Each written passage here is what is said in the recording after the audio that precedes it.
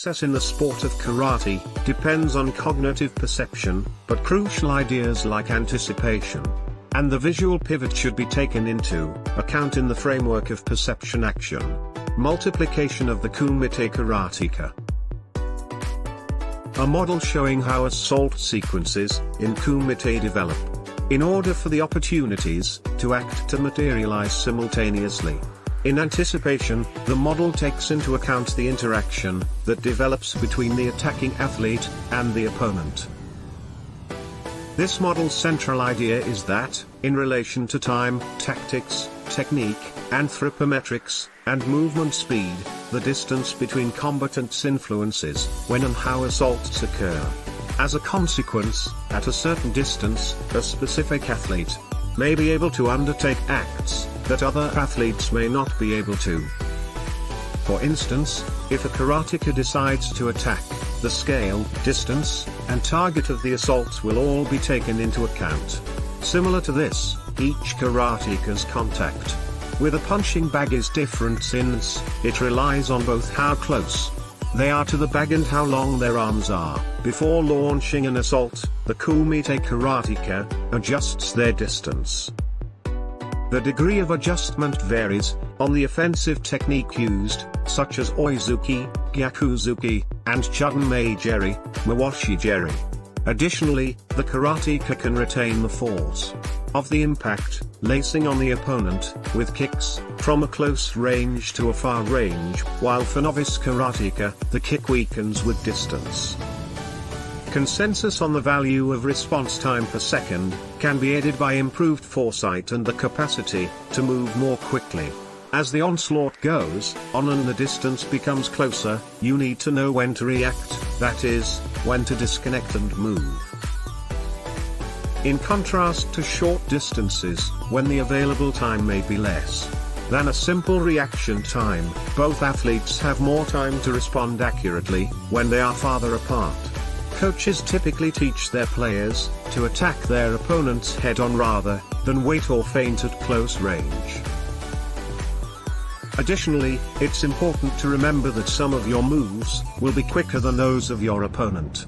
For instance, the Oizuki movement may be performed swiftly and across a small distance. I classify this as a defense technique for when an opponent attacks. Because the opponent initially lacks reliable information about the upcoming attack. From the opponent's posture, there is a high degree of uncertainty, as the opponent can perform a variety of attacking movements to a variety of body locations. As the attack progresses and the distance is shorter, the quantity and quality of information about the upcoming attack increases.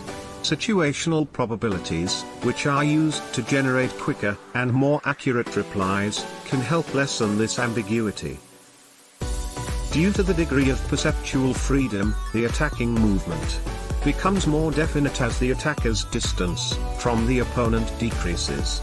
For instance, in a kick, when the attacker lifts his foot off the ground and his knee is raised, the karateka already knows about the attacking leg but is unaware of its direction.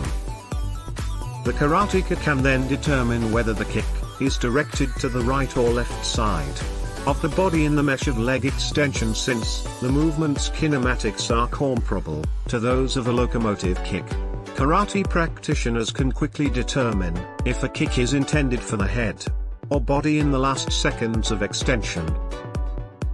The aforementioned description should be backed up by training in kinesiology, biomechanics of movement, and motor learning, to help the karateka develop specific knowledge of anticipation and potential understanding of the situation and conditions during the game, in order to take and use relevant information previously perceived during the opponent's attack, to decide how to respond appropriately. The possibility of changing the attacker's action can be demonstrated before this, i.e., the direction of the kick can be easily changed from body to head or changed to feint early in the attack. As a result, coaches should be encouraged to design training programs and training materials to achieve the visual behavior described earlier. similar to how changing defensive movements is initially simple for a karateka, but gets harder as the opponent's attacks progress. Therefore, it is important to research how the assault that defends the body may be slowed down during execution to become a defensive movement. This cannot be done right before contact, though. The perception of the actions of the attacker and the defender intrinsically tied to the capability of modifying the action of the pace of movement. On the other hand, karateka who need to score a point must accept the higher danger when they are close to the attacker of their opponent, and respect the ratio of distance.